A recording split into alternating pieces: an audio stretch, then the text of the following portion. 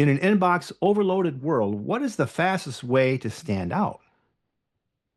It's through the good old mailbox.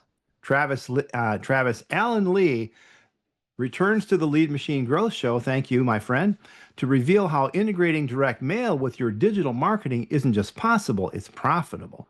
So we'll explore how smart businesses are combining physical and digital outreach to boost response times and drive higher ROI and create follow systems that don't leak leads, which is what I'm all about and what I teach about is plugging up that leaky bucket. So if you've ever wondered how to speed up conversions uh, with something that's slow as direct mail, this is your episode. Welcome to the Lead Machine Growth Show, where you will discover how to tackle your tech, master your message, and design your dream. Paul Guyan, the mastermind behind the Lead Machine, introduces you to trailblazers who inspire you to implement life-changing solutions and systems you can model to nurture your leads and get your offers seen by your ideal clients who will invest in themselves and you. Be sure you visit our website at www.leadmachinegrowthshow.com. While you're there, subscribe to us via your favorite network. Now, tune in and get ready to transform your vision into reality. So welcome to the Lead Machine Growth Show. I'm Paul Guyan, your host, lead machine coach, and the founder of the Lead Machine Marketing Group and Mastermind. And I'm dedicated to helping you tackle your tech, master your message, and design your dream life by having awesome guests like Travis Lee come on the show. And so whether you're just starting out or looking to take your business to the next level, let's get this conversation started and turn your dreams into reality. So Travis, thank you so much again for coming. We talked a little bit before the show, and that kind of spilled over into the introduction here. Uh, Direct mail. Mm-hmm. I mean, everyone has a mailbox. Almost everybody has an inbox. A lot of people are ignoring the inbox, but isn't the mailbox just kind of old and uninteresting? It's certainly not as shiny as the next social media platform or the next whatever widget that comes out. So isn't it kind of old, or is it still a good old standby? You know, as everything moves digital, we are seeing kind of a digital revenge with people not wanting to be connected all the time, with people not wanting to be looking into a little box all the time. And so we're seeing that across all age groups. We're seeing that across generations. I don't have the numbers right in front of me, and in fact, they're a little dated now, but every 5 years, and we may have spoken about this briefly on the last time we spoke, Paul, but every 5 years, the post office comes out with their big direct mail study. So we'll do one here probably this summer or this fall, because the last one came out in the spring or summer of 2020. And the numbers really are astonishing, even going back 5 years. And I think they'll be similar when the new ones come out. But it's still like 85+% of people check their mail every day. 70+% of them at least look at it every day, sort it every day.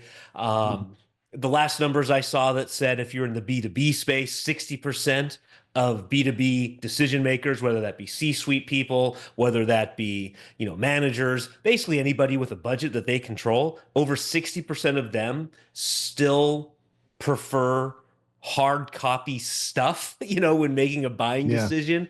And so we're really, honestly, from what I see, I think either we're in it now or we're going to see it real quick, where you're going to see a lot of things, a lot of people, a lot of activity move back away from a digital back to an analog. And I see that with my customers. I see that in everyday life. I see it with my kids who are teen and preteen. And so, I think the post office, I think direct mail is actually going to see maybe not a renaissance, but a resurgence of some kind in the coming months and years. Well, that'd be interesting. How can direct mail accelerate the buyer journey instead of slowing it down, because you put something in the mail and it's going to take a few days for you to land, and it might be Hmm. a few weeks before you know how well your campaign did. So Yeah. how does that slow it down, or is it just a complimentary thing, or is it something else? Yeah. Well, so to kind of piggyback on the last discussion and your introduction, the inbox overload, it Yeah. has become exceedingly easier to ignore and turn off all the digital stuff, right? You and I were Mhm. talking before the call. Unsubscribe rates are very high now. Unopen rates are accelerating. Junk mail, or excuse me, junk email, going Yeah. into the spam box much quicker and easier now. Everyone carries around a phone. Everyone has caller ID, and everyone is now not answering their phones. When you and I were growing up, if the phone rang, you answered it. You never You answered right? it. Yeah. Now no one answers the phone, right? They're all screening their own phone calls and they're deciding who they're going to listen, who they're going to talk to or not. And so yes, even though direct mail, there is kind of that pause between the time that you think of it to the time that it gets implemented to the time that it hits a mailbox, Hmm. but it's not something they can turn off like an email. It's not something that they can just easily unsubscribe from. Now, there are rules and laws that say if someone says don't mail you, you shouldn't mail them, and you should do those things. But it's not like a one-click thing, like it is in an email, right? Yeah. Hmm. I'm sure everyone's heard of rage cleaning. Well, I'm sure everyone rage cleans their inbox a couple times every year, where they just unsubscribe from everything. So even though yes, it is a delay compared to what we're used to in the digital space, it is now oftentimes becoming imperative to use that media that we have access to, direct mail, because they are ignoring so many other things. They aren't accepting phone calls. They are tuning out. They are turning off emails, and they're not living in their little boxes anymore, their little digital boxes. And so sometimes it becomes imperative to use kind of these old school ways to communicate with people because they have just turned off the digital stuff and are being turned off by it, which again kind of goes back to our discussion just a second ago of I think we're really starting to see, especially coming out of COVID. Now I know it's been 5 years, but for many many years people were just digital everything, and I think there's this um need and want and psychological, thing going on with people that, hey, we want real things now. We don't need to be living digital all the time, 24/7. Yeah. And I think I agree that having something in your hand can be useful. I can't tell you how many digital books I have in my Kindle library that I've never read, Yep. that I go, gosh, I have this book. And I was at a seminar, and they mentioned this book, and I went, you know what? I have that book, and I read most of it, and I just got disinterested because there's so many distractions on this thing. Yep. It's so easy to get distracted. And my inbox is not as bad as some of my clients and some of the people I work with, but Yeah. it's kind of a wreck. And I Hmm. have more than one. Yep. I've got more than one inbox. So um, the thing that when we talked last time, we mentioned it, but we really didn't dive into it. And I want to get into how, so digital is still a thing. It's It's people not going do, anywhere. and Yep. email is the number one way to interact with people and conduct business, because you can't even have a social media account without having an email. Yeah. uh, and you want your order confirmations and all those things. So email is still a thing. How does how do we integrate tech, especially email, with direct mail, and make that feasible and useful Yeah. and profitable? Yeah. So many businesses have been taught you need a multimedia approach to marketing and Yeah. advertising and sales. You need multimedia. You need direct mail, phone, email, social, Yeah. digital, all that stuff. Billboards, Mhm. right? I'm sure there's Yeah. still, there's places for everything in a marketing mix. Yeah. However, multimedia is, it's the right way to put it. It's kind of a dated term because when most of us think of multimedia, we think of each of those medias really in their own silo, right? So I do my Yeah. direct mail, I do my email, I do my social, I do my digital, I do my whatever else, right? There's dozens, if not hundreds, of media we could choose from. And so when we say multimedia, most people think instantly of those things and they're done in silos. Really, what businesses are turning to, and with technology now, is more of an omni marketing approach, which is yes, you still have all those media, but now instead of being siloed, and we've got direct mail here and whatever, in 50 different, under 50 different roofs, we have them all under one roof where they are all working together, not working Yeah. independently.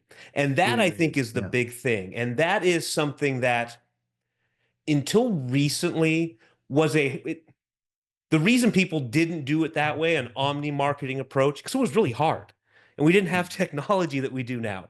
And you would need to have marketing teams, and you would need to have marketing agencies, and you would need to have a multi-million, billion-dollar budget in a marketing team to do those things for you so they worked together. Now, with technology, admittedly, my sphere, the direct mail sphere, catching up to those things and then saying, hey, we can do all of that stuff along with direct mail in a Mhm. coordinated way, in a way where it's all, again, whether it's all under one roof physically or not, but at least all the aspects of those marketing things, those marketing activities are all working together. And that's really what you need to start thinking about now, is not, is it direct mail or digital or billboards or TV or radio? It's how can I make as many of those things work together and then target people in a way so that you do have an omni approach to it, in that it just, you're seemingly everywhere, right? Omni literally meaning omni-channel. We're using lots of them and we're delivering a very consistent, concise message to our prospect, customer, client, whomever we're targeting. That's the important thing now, is really thinking in terms of, to steal a line, holistically instead of compartmentalizing all of it. Right on. And so, can you walk us through how maybe automation or CRM tools can trigger or personalize direct mail as part of a lead response system? Yeah, so if we're doing so as specifically to a lead response system, tell you what, I'll walk you through exactly what we do in-house and how we do it, right? So we have a Yeah. CRM system. It's not important which one it is. They're all some different shades of gray now. They all kind of all do the same things, right? Yeah. And so we get a lead. One of the best ways we get leads is through doing podcasts like this. Basically, we put out a wide net, right? And we're hopefully doing what I'm explaining, omni-channel marketing, the whole nine yards. But almost all of our marketing comes down to lead generation. We want to give a lead something in exchange for their contact information. So we are Right. very much driven by direct response, lead generation marketing. We have people that come in and buy, quote unquote, off the shelf, or, when the first time we meet them. But that's not most people, and that's not most businesses. So one of the things that I think we're very good at is we take that lead and we basically incubate them for about 40 days. They're not hearing Mhm. about they're not hearing about everything we can do for them. We're taking them down a trail where we want them to go. So for example, Mhm. most of our relationships start with one of our books. I've got two or three of them. They're always floating out there, and we get leads every day from those folks. Now, one of the reasons I like a book is I got to send it to them, and send it to them, I need an address. So that gives me an excuse to get an address. So Yeah. now they come in from a book. That morning, that day, or the next day, Tara, who's my sales rep inside here, she's gonna give you a phone call because that lead has come in. So now we're using a phone message to get to them. Most of them don't get answered, but then we can leave a message and say, "Hey, I'm Tara. Just want to introduce myself." Yada yada yada. Well, we also send out emails through an autoresponder like anybody else would. So the lead comes in and that email autoresponders mapped out for whatever it is, 35, 40 days. I forget exactly what it is now. We've had them as long as 60 and we've had them as short as 5 or 6. 30-ish seems to be the magic for us. And so they go through an autoresponder series, but at the same time, they're getting those phone calls. At the same time, they're going to hit time triggers for us to send out direct mail. So we get a trigger to send out the book with a phone call, with an email. They get some more emails. A week after that, they're going to get another direct mail piece that is triggered automatically. So it happens, right? They're going to get a phone call from Tara again, roughly a few days after that direct mail hits. You know, we can't know exactly when the direct mail hits, but we got a pretty good idea. So we can call them up now and say, hey, I sent you the book, or hey, I sent you a bank bag in the mail, or hey, I sent you a pill bottle in the mail, whatever it may be, right? We're into this wacky, fun 3D mail stuff, so we always send fun stuff. But then the emails then are going to be sequenced to that. So if I send them something fun like a bank bag, hey, did you get my bank bag? Is the subject line. Or you should have gotten your book by now. Let me know. And so what we're trying to do now is, and this is just one example. This is our top of funnel lead generation thing that we like to do. And so throughout, we know if they've been here in this funnel for 15 days, they're in this spot of that series. And then of course there's ways to get them out of that. So if they respond in a way that we want, or they purchase or they buy, now we take them out of that series and we put them into another one. And so what I like to tell people is your direct mail, it doesn't always need to be like this, but some portion of your direct mail marketing should function as that email autoresponder, right? So we put someone in an email autoresponder and it just happens. And we know on day 1, the exact same thing is going to happen to everybody. And we know on day 30, the exact same thing is going to happen. We have the ability now with the technology to synchronize that direct mail up so that those things happen concurrently. And so that's how we do it internally. That's how we help our best clients are doing that as well, is that we're acting as that autoresponder for their physical direct mail while all the other direct mail things are going out. And we hear time and time again, hey, I was sending out emails and I couldn't get responses. I couldn't get clicks. And then I send out a direct mail piece ahead of it. And now those email dialogues are starting to happen again because they've got something in their hand. They remember it. And now the email pops up in an easy way to reply. That's what makes email so great, right? Is it's so quick and easy. We can always respond. So when we are ready to respond, and I've got that direct mail piece sitting here from Paul or Travis or whoever, and now that email pops up in reference to the direct mail piece, now we can start that conversation again. So it's, in a lot of ways, it's one of those things where 1 + 1 + 1 equals something more than 3, because all those things are adding up to help each other. Yeah, and the thing that does is the autoresponder and the direct mail and the phone call and maybe the text messages, whatever, podcast showing up everywhere. Having those frequent touches. Most companies don't, or I won't say most, many, and I don't know the statistic, but I'm studying this, so I should know it at the top of my head. Is they only follow up once. Yeah. They only follow up once. And so it takes 5 to 8 to 12 touches before you can really engage. And the other thing that I've been studying is if you don't respond within the first 5 minutes with something meaningful to them, they're going to move on to the next, especially if you're a service-oriented business or a local service business, like a plumber or a painter who is out in the field doing their work. If you don't respond right away, they're going to go. They're going to the next guy in the search result. Go to the next guy, and how much does that cost you? And you don't even know it. You don't even know. That's what I call the leaky bucket. You're not even aware of it. So this helps to what you just described helps to reinforce that know, like, and trust, which is we all know that we have to build trust, and investing in that interaction is a payoff. So speaking of that, people are thinking, I'm sure thinking, well, email's cheaper though. Email's cheaper, but if people don't read your emails, you're still leaving money on the table. So how do you get a return on that, or what is the return on doing that kind of thing? Since Yeah, you're so doing it, you should know. yeah, I mean, it's one of those things, and I don't know what it is about direct mail. So I'm going to get a little bit philosophical, I guess, but I guess there's something about direct mail where people will try it one time and they'll say, "Oh, that didn't work," or "That only Hmm. gave me X results, so I'm not going to do it again."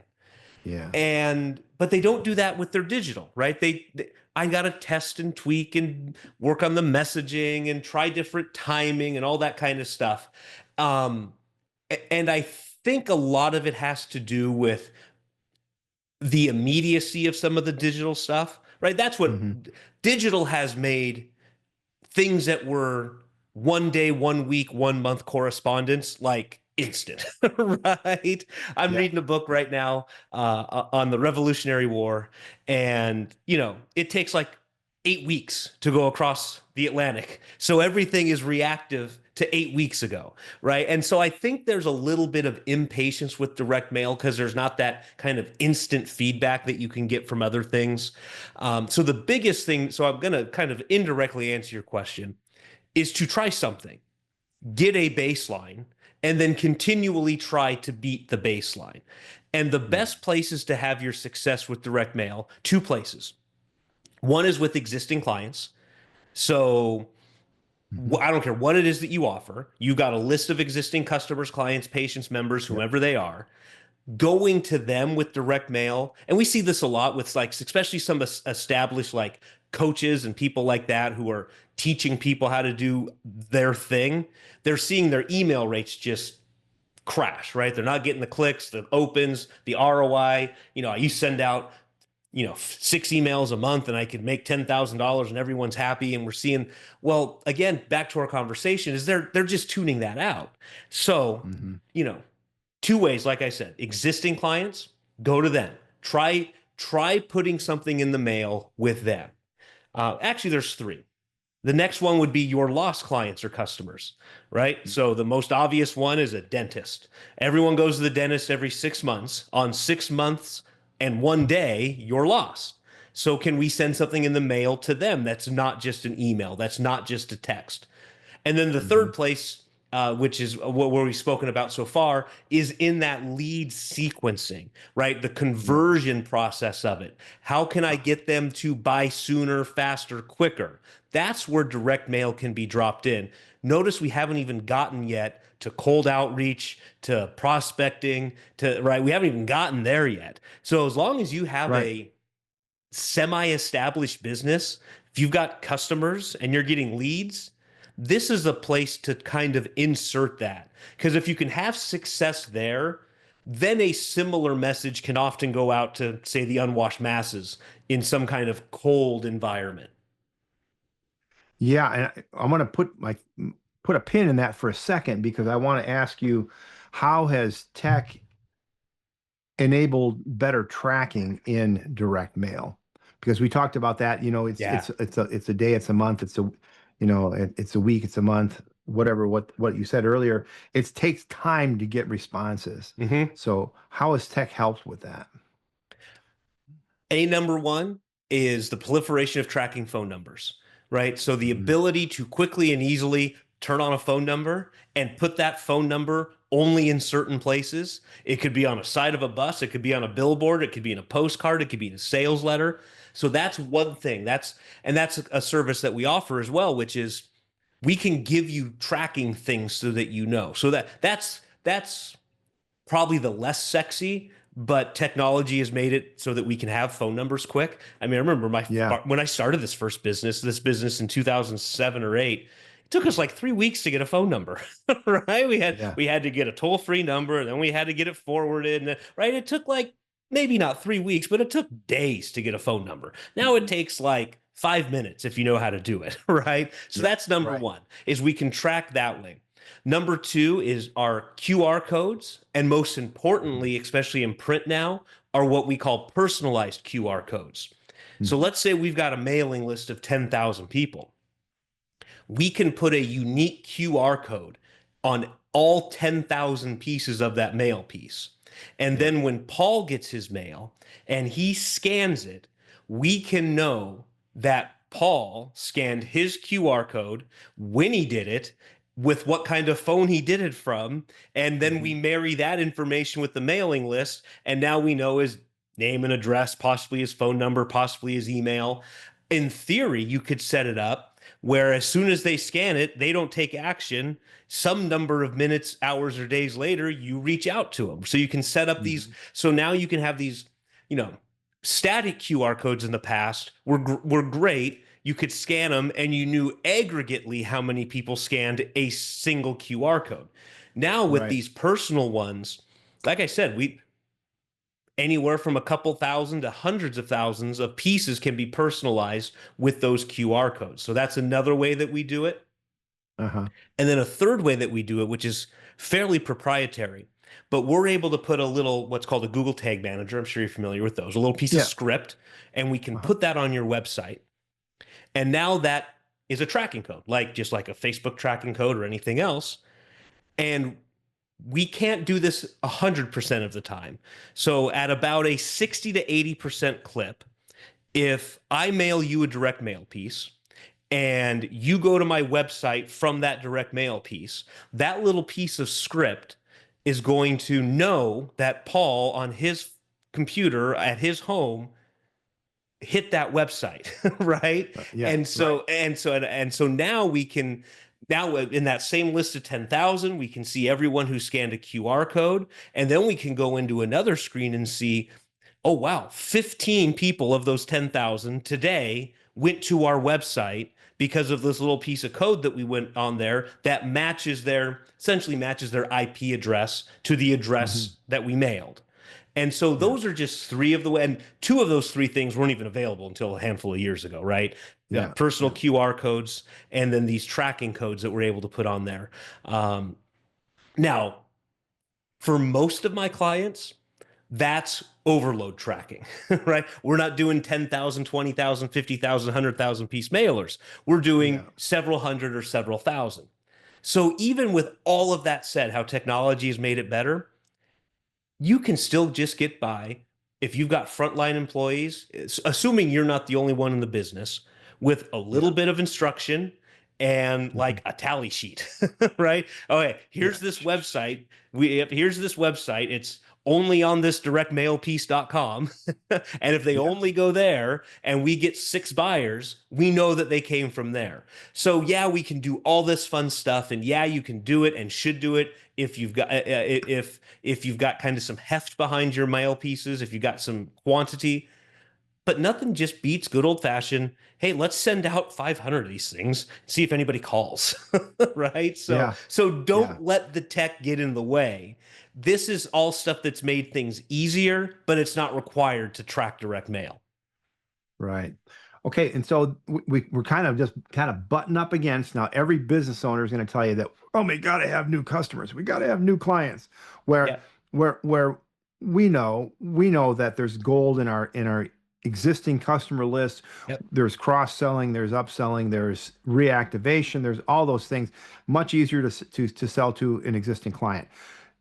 Let's just give that, but let's also feed those who say, yeah, we have a 90% reorder rate, and I have clients who have that, and they have teams of people who make that all happen, and they're very profitable, and it's great.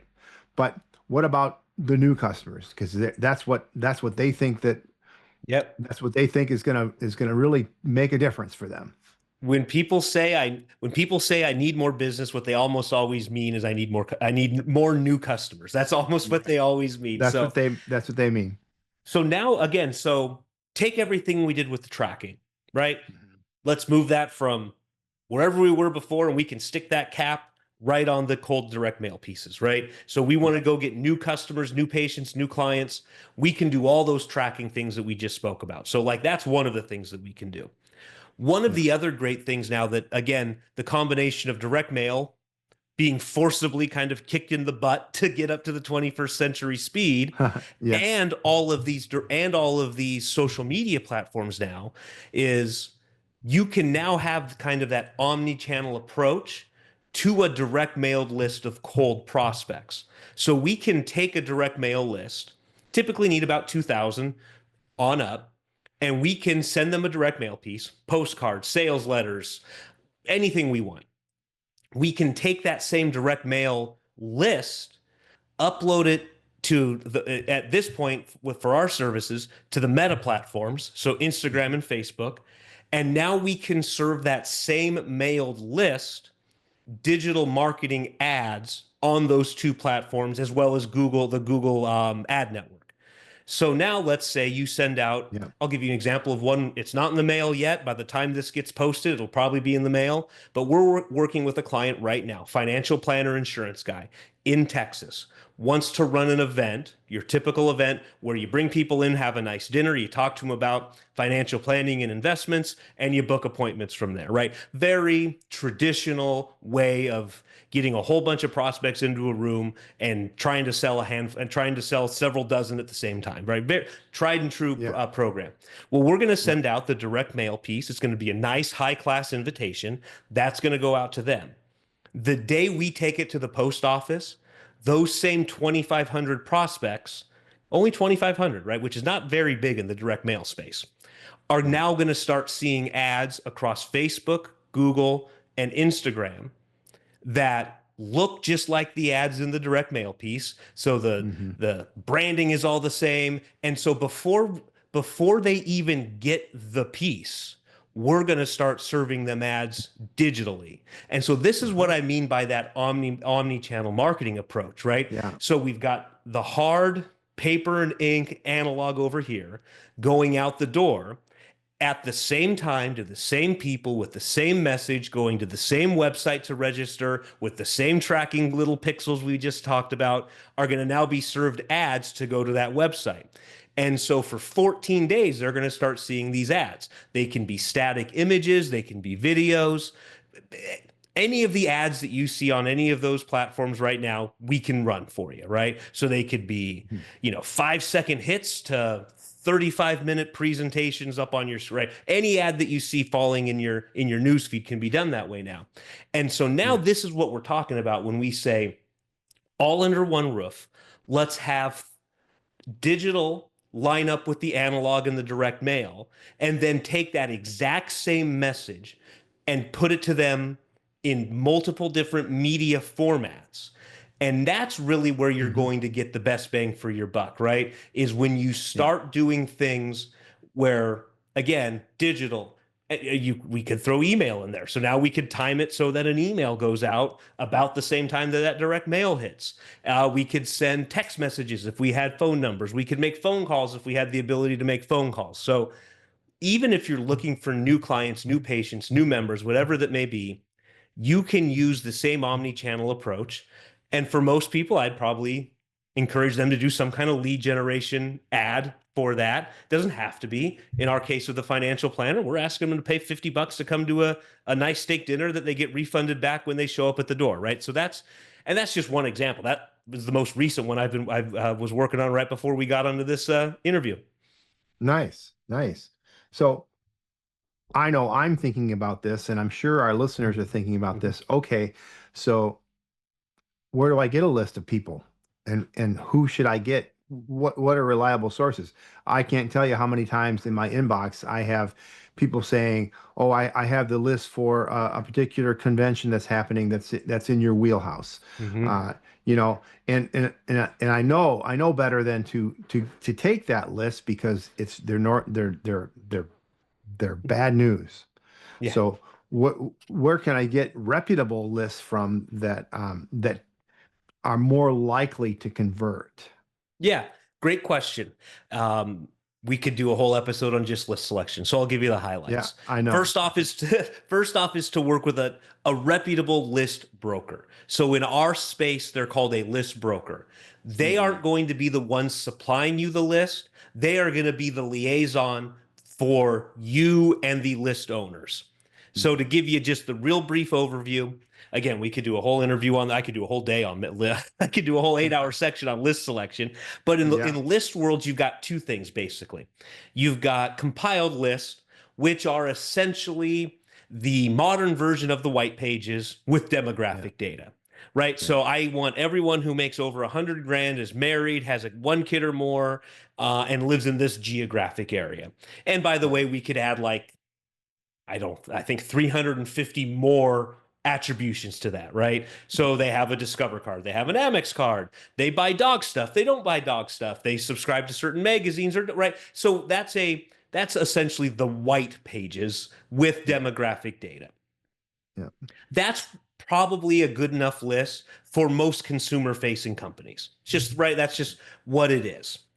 A second list now, and these go for both B2B and B2C, right? So if you're a business going to other businesses or a business is going to consumers, there's, again, these compiled lists. We know the makeup of the person either in the house or in the business. So for business, it might be sales volume, employee size, number of computers, number of vehicles in a fleet. Those are all kinds of things that you can get. The other thing now would be a specialty list. Now, these are lists that are typically more expensive. They're typically require more. They typically require you to buy larger quantities of records or names, typically 2,500 to 5,000. Most compiled lists could be a couple dozen to tens of thousands to hundreds of thousands. Now, those specialty lists they're going to be more expensive because you're usually getting them directly from an owner of a company who has, what's the right way, who has acquired them. So we could go and get the list of, what's a good example? May not be a great example anymore because I think they're out of business, but at one point you could go buy all the gadget buyers from the Sharper Image. Right. So the Sharper Image magazines, you could buy. I want everyone who's bought a gadget from there. I want everyone who's bought a golf thing from there. At one point, you used to be able to get the Wall Street Journal and American Express lists. You can't get those anymore. But for example, let's say you are marketing towards attorneys. They're a good client for us. We work with a lot of attorneys. I could go get a list of everybody in the, whatever you want to call it, attorney association, right? So there's an association of attorneys out there. I could go get that member list. And because they've done the vetting of knowing that that person is an attorney, they're probably going to have filled out some kind of questionnaire format so that we know about how much they're making and about how many employees they have and stuff like that. That list is going to be more expensive, but as a general rule of thumb, it's going to be a better list. So those are your two sides of the list: compiled, specialty. There's B2B and B2C on both of those. But the biggest thing for most of you is to work with a list broker like myself or somebody else who does this for a living, because they can filter all those crap lists that you get thrown at you in your email inbox, right? They're going to know. Yeah. And again, we could talk about all kinds of things. You're going to ask about usage. So who else is using this list? We're going to ask about repeats. So who's using the list and who's repeatedly bought the list. And so now if you see a competitor of yours or another reputable company constantly using that list, okay, we probably know it's a good list. But the short answer is go to somebody you trust and somebody who has access to all the lists, not just their list, right? Because if it's just their list, they're only going to be able to sell you their list. You want to have options. So, right. Yeah, and there's also one that comes to mind to me is your own customer list. That can't you can, well, of course you've got your own customer list, I hope. Yeah. Maybe if you're starting out and you've only got a few, but if you do have a customer list, you can also clone it or find similars. Can't you use that to kind of use that on the Meta platforms and Google too to find lookalike audiences? Yep, that's exactly what we call them. So most of the social platforms stole that from direct mail. So direct mail, and I'm glad you brought it up. I had forgotten about that, and we still do it for clients. We can take that mailing list, run it against those compiled databases I was telling you about, right? So everyone on the planet, everyone, at least everyone in the United States with a mailing address is in a database, and they have what they think is the makeup of Paul and Travis and Sally and Betty and Tom, right?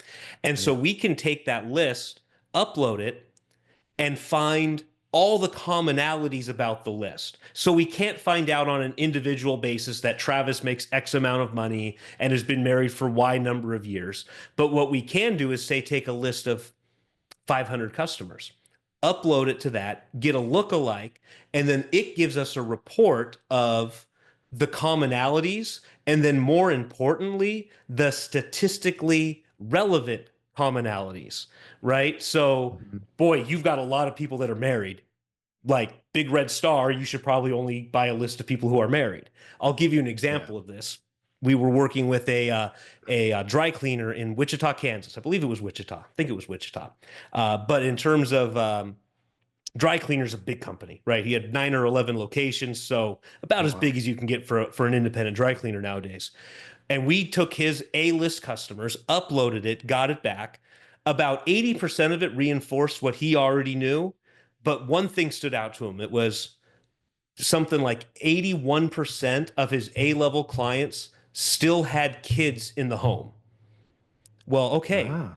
we probably should only ever buy a list, everything else being equal, of kids in the home, because it was such an outlier for him. And it was one that he didn't, right? We always, who's going to dry cleaners? Okay, executives, lawyers, people who still work in an office, high income earners are probably married. But that one really stuck out to us. So those are the things that you're going to find. We're Yeah. working with a high end training gym. Um, they're one of those, in and out in 25-minute type gyms, and you get the full body workout. We're able to take their existing lists, run them against the lookalike, and then go buy those exact same commonalities in each geographic area where they've got a franchise. So that's just another way that we use it as well. I'm glad you brought that up. I would completely slip my mind on that one. Yeah. And when you were talking to me, when you were mentioning all those ways of finding similars, it makes me think of what I do. I use AI a lot. Yeah. I'm using AI to analyze data and to come up with things I hadn't thought of for email content marketing, all kinds of things. But how has AI come into play, or has it impacted the way you're doing things today? Yeah, not much on that list side, not much on the production side that we use. I'm sure it's out there. It maybe hasn't Yeah, filtered down to mail houses our size yet. Where we're yeah, using it a lot, which is probably where you're using it a lot as well, is in that creative process to put things together, yeah. right? So, you know, I'm blanking on headlines. AI, give me 50 good headlines that a so and so could use under such and such offer, right? And now Yeah. those get the creative juices going. Give me the 15 biggest reasons somebody wouldn't respond to offer A. Okay, well now we've got our 15 biggest excuses, and now we can start addressing them. So for us, we're using it way more on that side of the business than say Yeah. the nitty gritty list stuff. Um, but again, my guess is some of the big mail houses out there, the ones that are the guys that are managing American Express and their 35 million mail pieces a year, they're probably Hmm. doing that.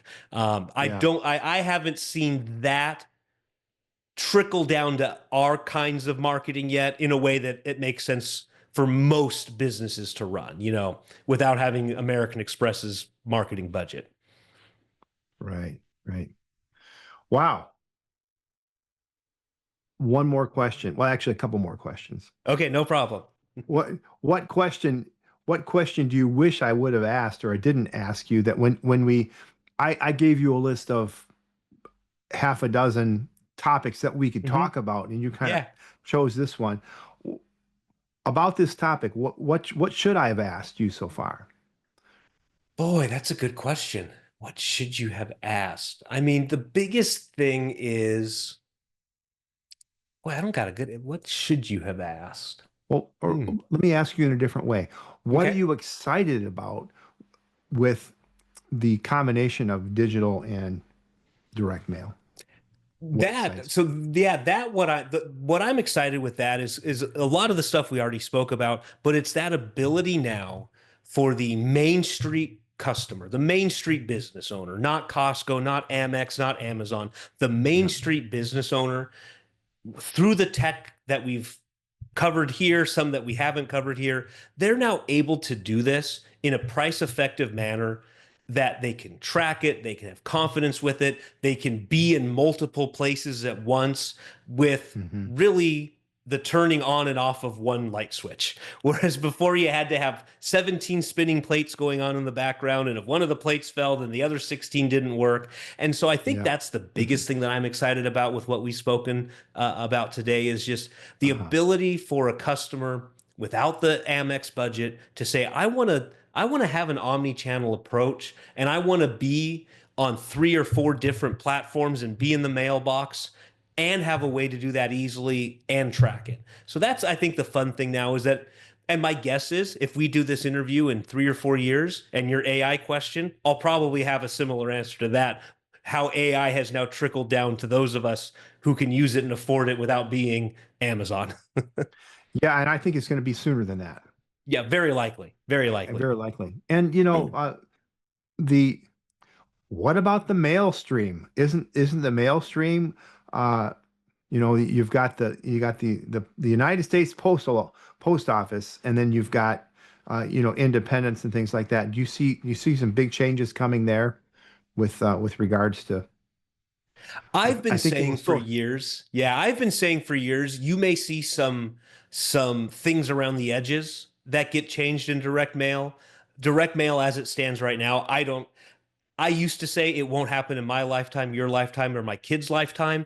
Maybe in my kid's lifetime there's some drastic changes, but for now, all I see is mainly fiddling around the edges.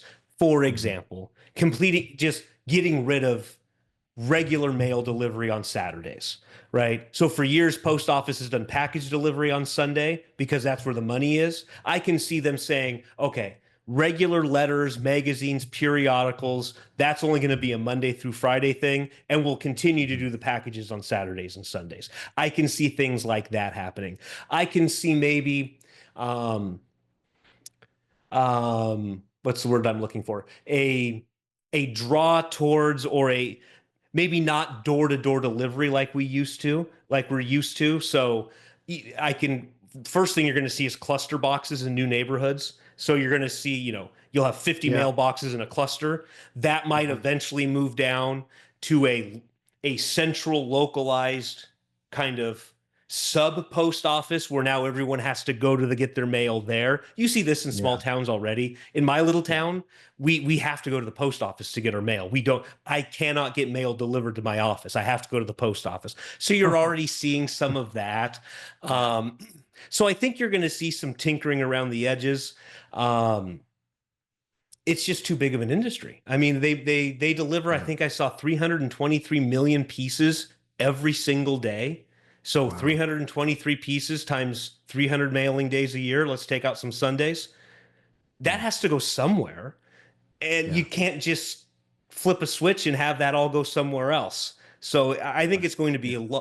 whatever changes we see soon, fringy around the edges. Maybe I'll take back, not in my kids' lifetime, you'll see major changes, but they're 12 and 14. So they might see some changes in their lifetime. I think for most of us watching this, direct mail as we know it is going to have a nice, long, prosperous life. And you and I both know this. Our mentor, Dan Kennedy, says um, most media dies a slow, agonizing death, not a fast, swift one, right? Yeah. So even if we're on Like the very beginning of that, we got decades, is my thought. yeah, it's going to be a while. And when you mention packages only on Saturdays and Sundays, those are opportunities.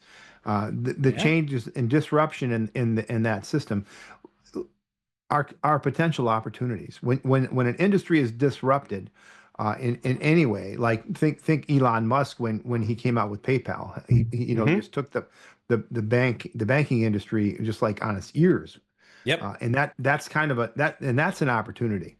So I think the future is bright for not only for direct mail, but for the combination of digital and direct mail, and taking advantage. And there are many other things that we didn't talk about today, Yep. like like you know. Using our CRM and automation to analyze and prioritize and sort and segment our lists based on responses from the mail stream and from the digital. Those are all things that we can talk about. And there's also customer service that we haven't talked about. That you know the same response time that people expect when they're looking for a plumber, they're expecting the same kind of speed with customer service. And so Yep. there's probably things that can be done in customer service, like you said, with the autoresponders and the sequencing of email pieces and things like that in customer service. Uh, so there's lots of things to be talking about and exploring in the future. So We my could go all friend, day talking about this stuff, couldn't we? yeah, we could. So, but we don't have all day. No, So we don't. with your as you wrap up with your final words, Travis, what are Yeah. 3 things our listeners can do today to take advantage of this leveraging of direct mail and technology? 3 things that they could do to leverage it. So right now, embrace the technology, embrace some of the growing pains and warts that come with having a CRM or having things like that. So that's number one. Number two, don't do but automate as much as you can. And so with CRMs and service providers like myself, that's become easier and easier to automate things. One of the Hmm. biggest stumbling blocks we see is people saying, I can't get this done. I can't physically do it. Well, Yeah. you know, then find who can, right? Because you can automate a lot of this. And Hmm. then number three, we kind of spoke about it. Try it, test it, measure it, tweak it, and repeat, right? The chances. I just had a client, brand new client. We hit a home run out of the park, the very first direct mail piece we did. Just like baseball, home runs in direct mail are about as common as home runs in real baseball, right? Yeah. So Uh-huh. take your Yeah. singles, take your doubles, turn them into home runs. So, test, measure, tweak. Don't get discouraged by it. The people, I think, I don't remember if it was on your podcast or another one I was doing. We have an attorney. We have to be on iteration 50 or 60. Every few months, we're tweaking something, adding something, doing something Mm-hmm. to try to squeeze a little bit more out of that direct mail campaign. So yeah, embrace the technology, automate, don't do, and then test and tweak and just try different things. The best business owners I know are trying lots of things a lot.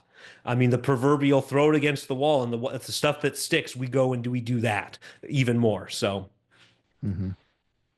Awesome. And so you also have a book that people can get. Tell us about that so people know how to get that. yeah, so this is, I told you at the very beginning, one of our lead generation priorities is a book. It's called The Simple Three-Step Process and How to Succeed, or excuse me, The Simple Three-Step Process That Ensures Direct Mail Success, How Small Businesses Can Make Huge Profits Using Direct Mail. It's free, cover about $3 in shipping. You can go to my website. It's just my name with a middle initial. So travisalee.com, all one word, no dashes, no nothing, travisalee.com. Pick up a copy for $3 and you can kind of experience what we do in a lot of the things we've been talking about today. Right. And so this will drop them into that sequence that you were talking about earlier, right? Yep. So they should be Yeah. getting phone calls and timed emails and timed direct Awesome. mail pieces and all that kind of stuff. So you can see it in action. That's You got great. it. Great way to demonstrate. So thank you, my friend. I appreciate you coming back on the show. As we sign off, remember, faith and action go hand in hand. So keep the pedal to the metal. Until next time on the Lead Machine Growth Show, I'm Paul Guyan and Travis Lee. Thank you so much, my brother. I appreciate you so much. Thanks. Thank you for tuning in to the Lead Machine Growth Show with Paul Guyan, where we show you how to tackle your tech, master your message, and design your dream so that you can transform your vision into reality. Remember to visit our website at www.leadmachinegrowthshow.com and enjoy even more great episodes like this one. Again, while you're here, subscribe to us via your favorite network. We look forward to seeing you next time on the Lead Machine Growth Show.